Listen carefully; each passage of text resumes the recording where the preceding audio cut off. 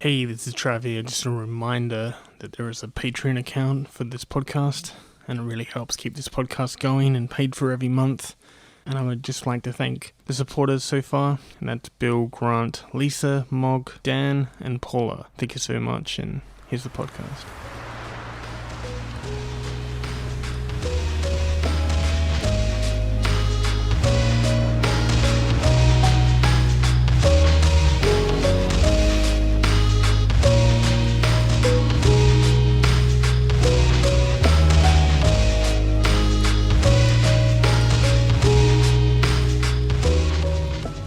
Hey, welcome to episode 154 of Tales from the Mind Boat, the slow-moving Willy Wonka-ish boat ride inside the candy factory of my mind. This is Trav Nash speaking, and thank you very much for listening to this episode. It really does mean a lot to me. Today's episode is, as best as I can get, the feeling of seeing a band that you really love live and everything that it encapsulates. Even when you're not a person who likes to be surrounded by people, all that kind of doesn't matter when you're seeing your heroes live on stage and letting the music wrap you up in its warm embrace. So it's a good show, and all you need to do is sit back, relax, think about the new month coming as we set sail.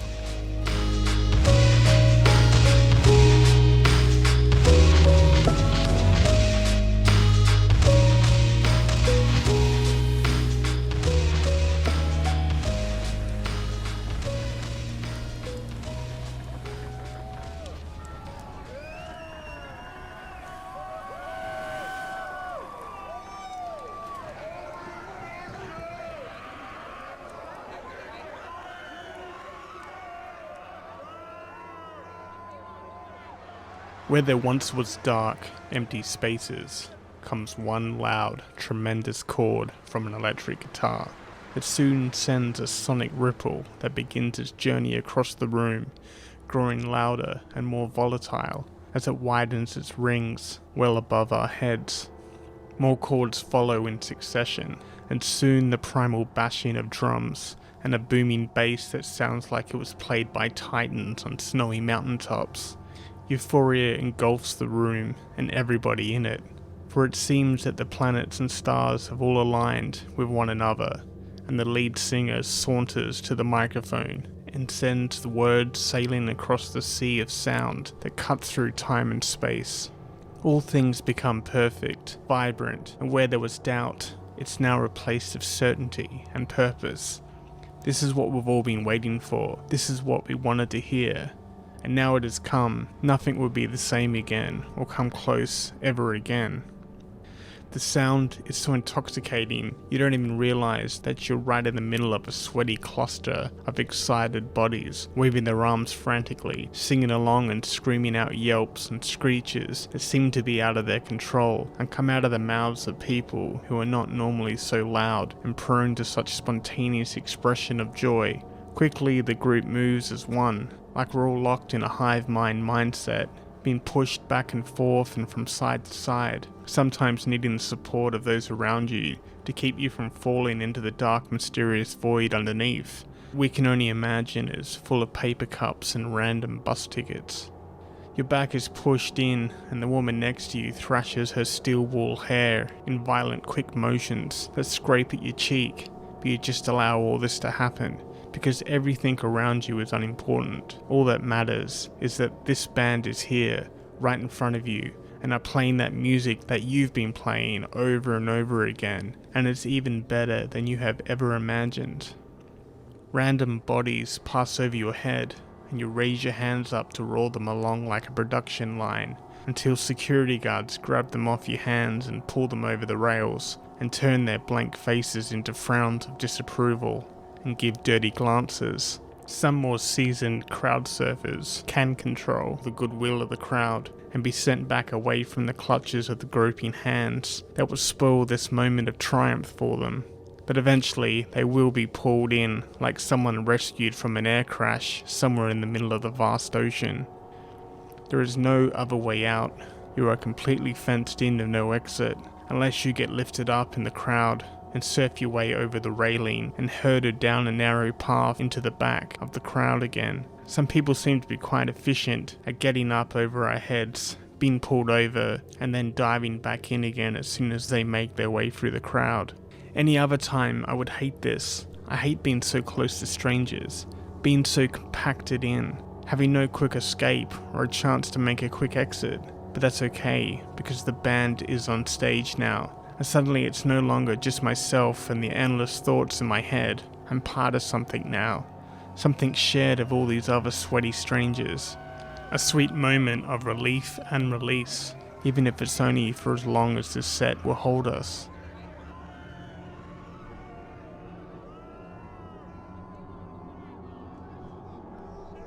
And all of us have come together to be here for the band you always felt existed just for you.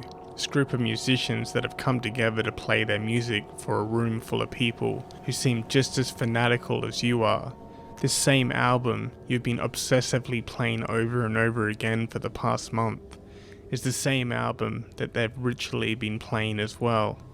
This need to hear every last second, every sample, to dissect all the lyrics and try to work out their meaning and how it can be applied to your own life, and perhaps use it to look at things of a new perspective.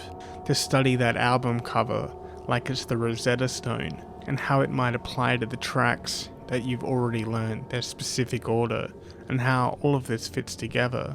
Those liner notes that you fawn over to see if there is any mention of your name in the thank you, or even that secret message for the real fans that you'll eventually discover hidden behind the plastic, the jewel case, a secret that only the real fans would ever find. But now it feels like everyone in the room found that secret message too.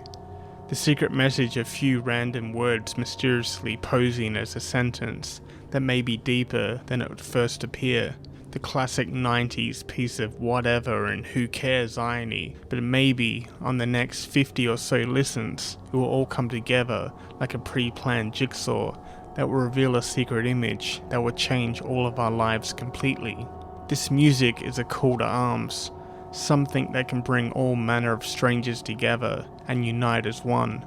All the misfits and the outsiders of the world now together in the same place, nodding their heads and bouncing in place, oddly in sync of one another. The room changes its meaning, and its purpose has changed and has now become a haven for the unloved and the unwelcomed, and those garden variety weirdos that you could always find at a house party, who always seems like an extra miscast in the scene. There's always going to be an example of one of these kinds of people, wherever there's a group of 3 or more people waiting awkwardly at a bus stop or waiting in line to buy popcorn at a cinema. It occurs to you that all these people must have put all those pieces together, just like you, and have come to the same conclusion, and have all made the great pilgrimage to see this band live. And by this I mean riding the bus or train, or somehow convince someone's parents to drive you in, just so everyone can be here together at last, at the same place and at the same time, for the first time, experiencing what we have all heard a million times, but now hearing it live. It's something new and fresh, and sounds even better when hearing it being blasted from a stack of amps, while everyone is cramped together with people who are experiencing tiny fireworks exploding in their minds, as they can't believe that this is finally happening. Finally, we're all standing in front of these musicians, who we don't even acknowledge as people anymore. They have all been transformed in our heads to gods. But before they would hit the stage, there's always that waiting and the anticipation. The front of the stage is always empty except for a few die-hard fans who have already bought and are wearing those overpriced t-shirt merch that they were selling at the entrance. Once the merch was put on over their clothes they are wearing, they would wrap their fingers around the metal fence that divides them from the stage, so they can be close to their heroes as possible. With hands gripped tightly and feet firmly planted into position, they'll never leave the spot or move until the final house lights come up again. They'll just keep looking up at an empty stage, where the only thing of interest would be a few stagehands moving in and out of the darkness, wrapping cords around their shoulders or testing sound levels or tapping onto microphones. They watch all of this in awe, like it's the behind the scenes extra that you would find on an ancient DVD of your favorite movie. As more and more people start coming into the room, the place fills with chatter. Pieces of people's conversations can be heard in all directions, and sometimes the same words overlap. Favourite songs and lyrics, and the last time the band were here, all gets discussed in very distinct detail among friendship circles that leave this unconscious gap between these groups of fans. But you already know that once the band hit the stage, those gaps will no longer be there, and all of these strangers will be pushed into each other until all personal space becomes an outdated idea. One of the support bands will come out and introduce themselves, as they haven't got to the point yet where people would do that for them, or people even know what that name might mean. Some people might come forward and begin to make a semicircle around those already clinging to the front of the stage, but those already deep in a musical conversation will either head to the back of the room or exit to the bar and are prepared to wait for their band that they paid for to see. But those who will come alone will stay where they are no matter what is happening and just look forward to whatever they're seeing, cupping their plastic cups of beer. And if this support band does a good job, these people might unknowingly find themselves nodding their head in time with the music, and a slight smile might begin to develop over their blank faces. The support band will finish their last song and thank all those who listened, and they get a smattering of applause. But there's always that one guy who always has to turn around from his circle of goons and yell out, "Yeah, get off, mate!" But the band is already gone, and I have to wonder if that guy's comment is the last thing that they heard, and it taints their career for the rest of their life. Random indie music gets turned up again from the main speakers, and more people begin to fill in the empty spaces around people who have already claimed their stake on the floor. The sound of people talking to one another becomes louder, and you can no longer separate the words or the group of people talking anymore. It's just a muffled mix and sporadic fits of laughter blended together with the music oozing out of the wall speakers, making its own unique brand of sound. At some point the house lights go off and the crowds all move forward, and some people who are too excited and anticipating the band they paid to see will raise their hands and yell some woos into the dark empty stage ahead. Another support band will come out from the side of the stage and throw straps over their shoulders, looking down at effects pedals, and letting their long hair cover their face. But even before the stage lights go on, you know that this isn't the band you paid for. This isn't the band you came to see. The lead singer doesn't even bother telling the crowd who they are, but instead counts in their first song, and suddenly the room is full of nothing but electric guitars, bass drum, and the voice of a man who has seen too much and doesn't want to talk about it, but would gladly sing about it if he can put his experience into music with his friends. The second support band always makes that first one pale in comparison, and they seem like this isn't their first rodeo, and already have that look of a band that has already been on tour and experienced every kind of horrifying tour cliche in all those music bios that you've already read. They seem like a band that are barely hanging in together as a group of people who were once good friends, but touring has changed them. Now they are people standing near each other, and their only bond now is the instruments they play in time together. Their last song is the most well known, and only when you hear the chorus do you begin to recall hearing it before, maybe on the radio, maybe when you were driving home, or maybe it was played at that house party a few weeks ago where you forgot to ask someone what that last song was. The song stands out well in front of all the rest. You kind of wish they announced who they were so you could pick up that single next time you're at your local record store.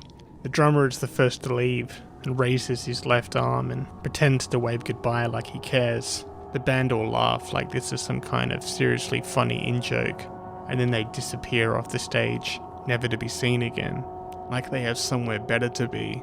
The house lights go up again, and you realize you're locked in among 100 people, so whether you like it or not, your mind begins to become as strategic as a great war general from some battle you heard about in history class.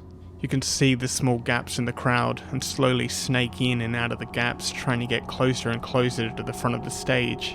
Big guys plow through the crowd, dragging their girlfriends behind them until they reach the front, and they pull their partners in front of them and hold on to them tightly, as if a giant tidal wave is going to crash over them at any second. The gap they leave behind are golden magical doors to get a little closer to the front of the stage. But time is running out, but soon the band will come out, and there will be no chances to move forward. There is only now to keep pushing on and ignore the irate faces of those you bump into on your epic quest to be as close as possible to the music and your heroes. At some point, you reach as far as you can go. You've reached a dead end, and there's no more forward to press on into anymore. It seems close enough, and you stand there among all these strangers, and you know that as soon as the music starts and the lights go out, that nothing else will matter in that room. Not that angry looking guy who keeps looking around to see who's checking out his girlfriend, or that drunk girl who is already losing coordination and self-control as she falls into people in her repeated attempts at dancing and telling everybody she's fine and how excited she is. Not even the stern faces of the security guards now standing in front of the stage and are ready to catch anyone crowd surfing or anyone trying to run on stage and touch their heroes to make sure that they are real and not a hologram or some kind of trick of the light. All these problems will disintegrate very soon, and for a short moment in time, it will just be all of us together, united by the music and the band who gave us the music. But that time just doesn't seem like it can come any sooner. More people squish into the room, pushing everyone forward, and you are pressed unwillingly into the sweaty back of the person in front of you. The chatter in the room becomes a solid brick block of sound, and all you can do is tell yourself that it'd be all worth it as soon as the band hits the stage. Then out of nowhere the lights will go out, the sound cuts out completely from the speakers, and the stage lights colour the black curtains in translucent circles of orange and red and blue. The crowd raises their arms above their head and begin to applaud as the band that you've been waiting for make their way onto the stage and find their instruments. Hysteria drives even the most introverted of people into squeals of pure nirvana. They have come, they are here, and they are real. You begin to realize that they are almost at arm's reach away, and if only you could reach out and you were certain that the snarling security guards wouldn't bite your hand off, you would try to make an attempt to touch them. They have not even played one note yet, but you feel a wash of happiness drench over you, and you can't say why this makes you so happy, but it just feels like that this is right. These are the right pieces, and these are the right people, and the place and time have all aligned perfectly, exactly where they should be for the first time in a while. The lead singer says hello to the audience, and people become even louder, that their god among mortals would even acknowledge us puny peasants down here in the darkest spots of the standing room only. The singer turns to the drummer, nods his head, and the drummer understands and counts in of his drumsticks, and suddenly it happens. It is one of the few things in the world that is truly beautiful, unique, and a one of a kind.